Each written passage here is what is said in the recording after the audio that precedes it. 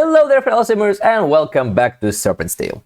Today we are doing a speed build for one of the households we created the last time. The carpenters, to be precise. So let me just go real quick and put a lot that we're gonna be using for that.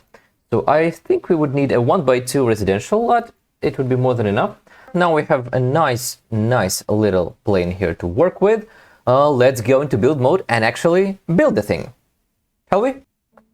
You may notice that I have already moved in the family to make sure that we stay within the budget, as well as test out a couple of things that I will be placing later on. It is crucial just for builds this small. And this particular design was hugely inspired by Pixel Witch's grocery store in a bus, where she utilized the same decorative bus set. And the idea I have is to make some sort of a drivable bus that was redone probably in a DIY style by none other than our Nigel Carpenter here. In the end, he had an RV with all the commodities they need to live in. And even though we don't have a full-fledged road in town yet, I still believe there are some ways to get in here. If you can get in here by horses, why can't you do that by a bus? Though this would probably wreck the whole thing apart and the bus would need a hell of a maintenance to get it back up and running.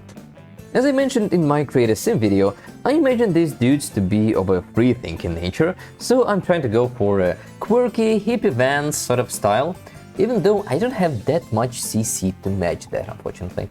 Luckily, the vanilla game already has a couple of bizarre objects, so it turned out pretty much fine. And I absolutely adore that little blue door. I think it just fits perfectly. I just wish I had a decorative steering wheel with the board to complete this front part of the bus. Oh yeah, this is the part where I realized that I basically ran out of cash. So I decided to temporarily add 10,000 of simoleons, and I will later on repay them once we actually earn them. Having finished the front part of the bus, I went on to add the key feature of this bus build, which is a suspended bed. I'm pretty sure it was made by SimLogical, and once it's suspended like that, you can actually place a lot of stuff under it. Unfortunately, not all the space is available, but you'd be surprised at how much you can actually fit in there. I had to test out this part here, and rightfully so, because it turned out that the first time I placed it, it was too far. What I found out is that you can fully occupy the outer tile under the bed, and you can go 1/4 beyond that. If you go just a little bit over, unfortunately it will be unused just like we had it before. But just by moving the table a little bit to the right, Chloe can actually use it. Cool! After that I just added a little piece of the wall to make it look like the bed is actually supported and not just hanging in the air like that, as well as added a ladder to climb on top of the bed. Now I'm just adding a small quirky kitchen table, which I'm pretty sure came with the base game if I'm not mistaken, just for them to eat at. And with the leather chairs and the wooden panels, I tried to balance out the weird of the build with the fact that this actually used to be like a real drivable bus. And for the gameplay reasons, I also decided to add this little bookshelf in here, even though we will have a lot more bookcases under the bed later on. This also needed to be tested out, since I was worried the chair would be in the way, but luckily it wasn't. After that I also needed, of course, to add a little grill for them to cook at. Ooh, and now to the most fun part of the build. I've never really used this mod before, even though I believe I've had it for some time.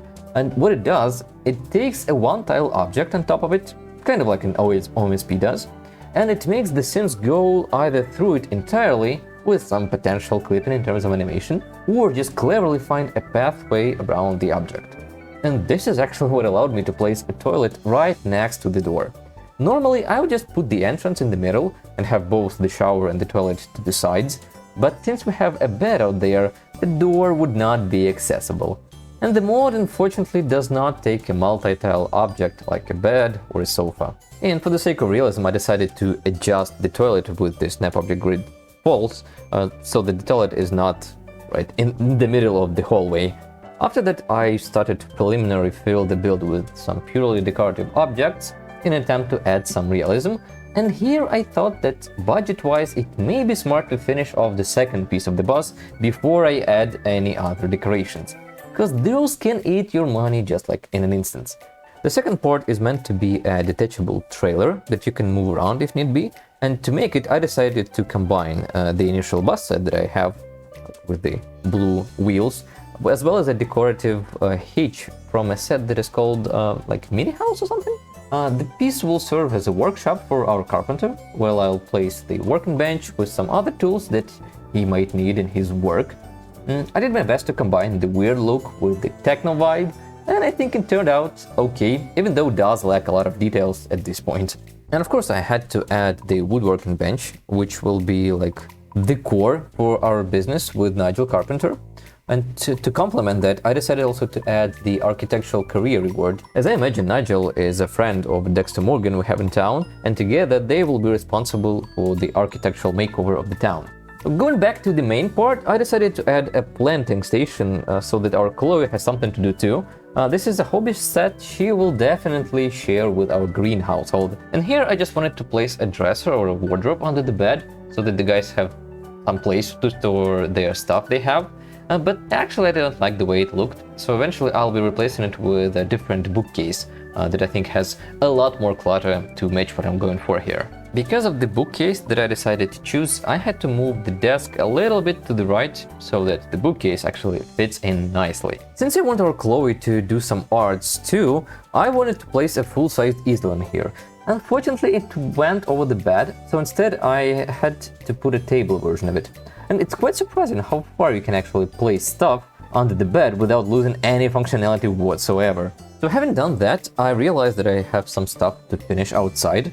Like, you know, put a roof over our trailer, and of course I had to cover it with some sort of sheet metal. I decided to match the roof with it too.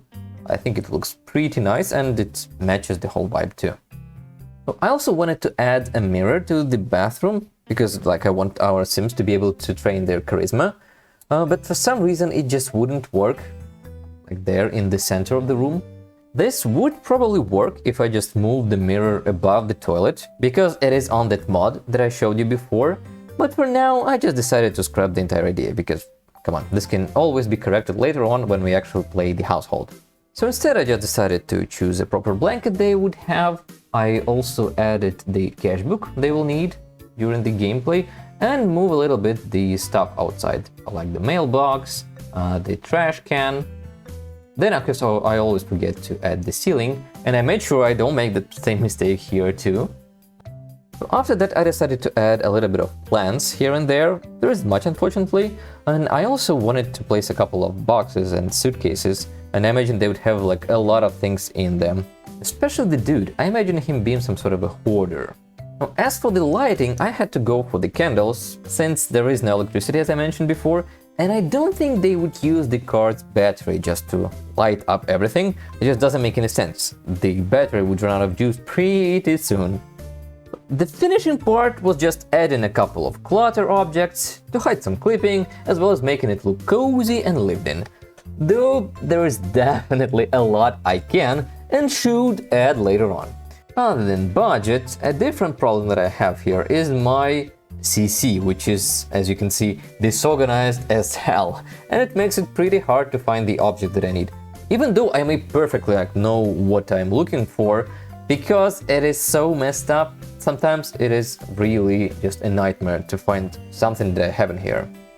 I will definitely have to spend some time not only on expanding this CC that I have, but also on making the collections that make some sense.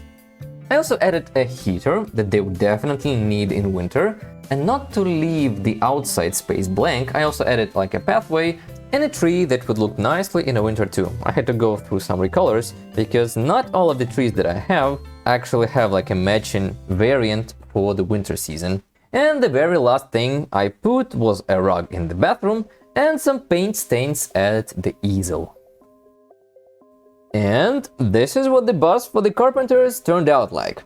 I have conflicting feelings about it, because on the one hand I really like the concept of living in an RV, and I think it makes a lot of sense story-wise that, you know, the majority of newcomers would arrive with some sort of mobile housing. But on the other hand, the self-inflicted rules of the challenge and my messed up CC collection turned out to be more of a limiting factor, which is not necessarily a bad thing in general. It's just that this particular build would definitely benefit from some freedom and a bit of detailing. Luckily, we will have a chance to make over the lot once we have their business up and running later on in the challenge. Thank you very much for staying with me. I hope you enjoyed this little build today. Good luck and see ya!